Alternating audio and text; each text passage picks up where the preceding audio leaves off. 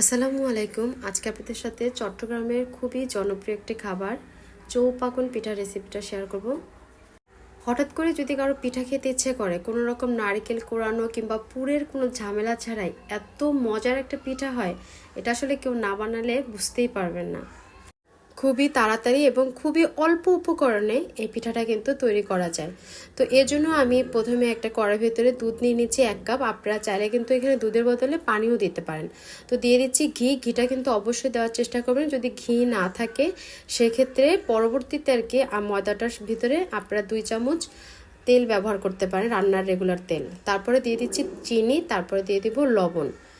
দুধে যখন একটা বলক চলে আসবে তখন আমি এখানে ময়দা ব্যবহার করব। আর আমি এখানে স্যুপ বাটির 1 বাটি ময়দা ব্যবহার করছি।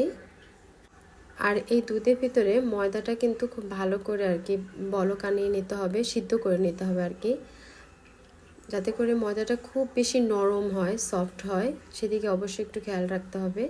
তাহলে কিন্তু পিঠাটা যখন বানানো হবে তখন কিন্তু পিঠাটা অনেক নরম হবে। তো আমার পিঠাটা দেখে আর কি বুঝতে পারতেছেন যে এটা কতটা সফট হয়েছে, নরম হয়েছে। তো আমি এটা একটু ট্রান্সফার করে নিচ্ছি। এ পর্যায়ে কিন্তু আপনারা এখানে 2 টেবিল চামচ সাদা তেলটা ব্যবহার করতে পারেন। তো আমি এখন আর কিছুই দেব না, 1 চামচ চিনি আর হাফ চামচের মতো বেকিং পাউডার ব্যবহার করব। বেকিং পাউডার দেওয়ার ফলে হবে কি, পিঠাটা খুব বেশি ফুলকো হবে আর এটা মুচমুচেও হবে। তারপরে গরম থাকা অবস্থাতেই এটা খুব ভালো করে মথে নিতে হবে। আমি পানির ভিতরে হাতটা ভিজিয়ে ভিজিয়ে তারপরে গোলাটা তৈরি করেছি, মানে একটু একটু করে পানি দিয়ে, তারপরে যাতে করে অনেক বেশি নরম আর সফট হয় গোলাটা।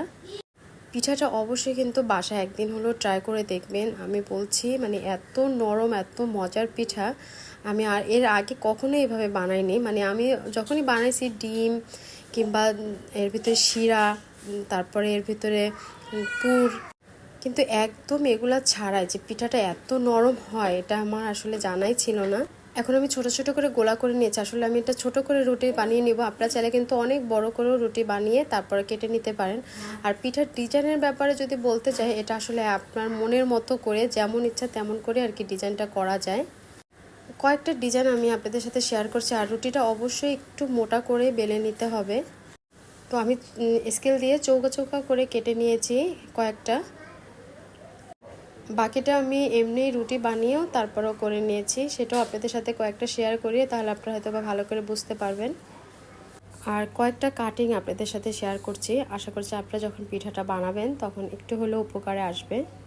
পিঠার এই ব্যাটারটা আমি যেহেতু দুধ দিয়ে করেছি, তারপর ঘি দিয়েছি, যার কারণে এই পিঠাটা কিন্তু অনেক বেশি নরম তুলতুলে হয়েছে আর এটা অনেকক্ষণ ধরে নরম ছিল। আপনারা চেষ্টা করবেন এই পিঠাটা শিরায় না ভেজানোর জন্য, তাহলে কিন্তু মুচমুচে যে ভাবটা সেটা কিন্তু থাকবে না। পিঠার এই রেসিপিটা ভালো লাগলে প্লিজ রিকোয়েস্ট থাকলো আমার চ্যানেলটি সাবস্ক্রাইব করার। আর এর ভিতরে আপনারা হয়তো দেখে ফেলছেন আমি আর একটা ডিজাইন করে কেটে নিয়েছি। এখন আপনারা চাইলে কিন্তু এরকম সাজেও দিয়ে তারপরে পিঠাটা করে নিতে পারেন, এতেও কোনো সমস্যা নাই। তো আমার বাচ্চাদের আর কি অনুরোধে আমি 2-1টা সাজেও আর কি করে নিয়েছি। এবারে পিঠাগুলো এখন ভাজার পালা। প্রথমে আমি তেলটা চুলায় দিয়ে তেলটা যখন গরম হয়ে আসবে, যখনই যে কোনো ধরনের পিঠা বানানোর ক্ষেত্রেই হাই হিটে কখনোই পিঠাটা ভাজা উচিত না। পিঠা ভাজতে হয় সবসময় মিডিয়াম টু লো হিটে, তাহলে পিঠার কালারটা উপর থেকে আসে আর ভিতর থেকেও খুব ভালো করে আর কি সিদ্ধ হয়ে যায়।